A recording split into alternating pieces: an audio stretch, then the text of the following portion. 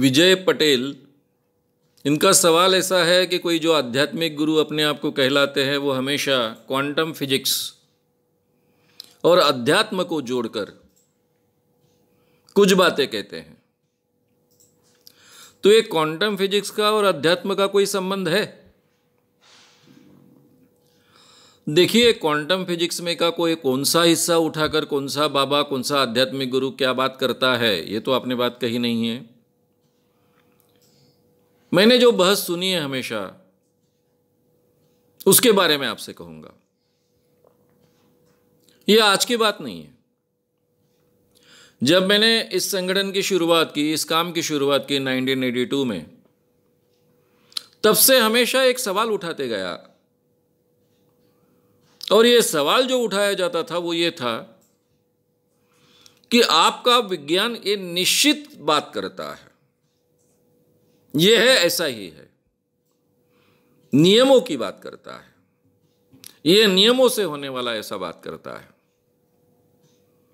लेकिन quantum physics नाम की ऐसी चीज है कि जिसमें कोई नियम लागू नहीं होते हैं। यानी अणु तक का तो जो कुछ बर्ताव होता है वो तो नियमित होता है, लेकिन उसके निचले स्तर पर जो कुछ बर्ताव होता है वो इस ढंग का होता है कि उसको कोई नियम नहीं होते हैं। और फिर वो क्वांटम फिजिक्स के उदाहरण दिए जाते हैं। फिर उन्होंने दूरबीन से देखा, तब पता चला कि मन का उस पर प्रभाव होता है।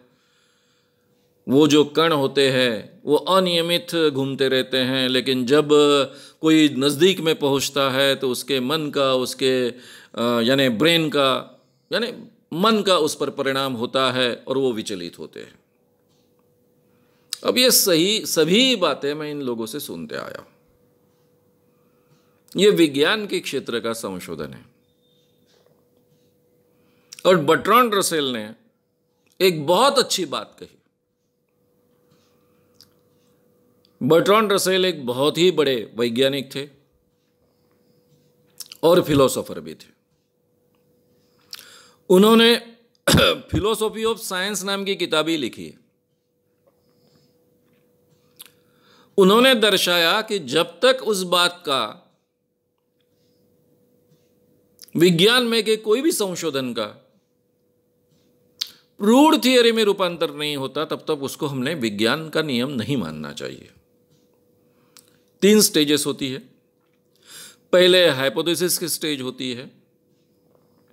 ये हाइपोथेसिस की स्टेज बार बार प्रूव हुई कि फिर उसका रूपांतरण होता है थियरी में। ये थियरी के स्टेज को बार बार परखा जाता है, इंडक्टिवली परखा जाता है, डिडक्टिवली परखा जाता है, पूरे दुनिया में परखा जाता है। और उसके बाद भी जो थियरी कही गई है उसके विपरीत कोई प्रमाण नहीं मिलता है तो उसको प्रूव्ड थियरी माना जाता है। तो आम इंसान के लिए प्रूव्ड थियरी यानी विज्ञान है। अब ये क्वांटम फिजिक्स के जो भी बातें कही जाती है उसमें इतने विरोधाभास है, सीधी सी बात है कि कोई ऐसे कण है, पार्टिकल्स नहीं, उसके नीचे के जो घूम रहे हैं उनको कोई नियम नहीं है, अनियमित रूप से घूम रहे हैं। और जब भी इंसान उसे देखता है दूरबीन से तो उसका मन नजदीक जाने के कारण, मन के कारण उस पर प्रभाव होता है और पार्टिकल की दिशा बदलती है। अब ये खुद दोनों चीजें ही विरोधाभासी है। अगर कोई नियम नहीं है पार्टिकल्स को, यानी पार्टिकल्स का जो और नीचे का हिस्सा, उसको अगर कोई नियम नहीं है, ये क्वांटम फिजिक्स में कहा जाता है, तो इंसान ने देखने के बाद में उसकी दिशा परिवर्तित होती है, किस आधार पर तय होगा? मन का उस पर प्रभाव पड़ता है, किस आधार पर तय होगा? उसको कोई नियम ही नहीं है। ये कैसे भी अनियमित घूम रहे हों।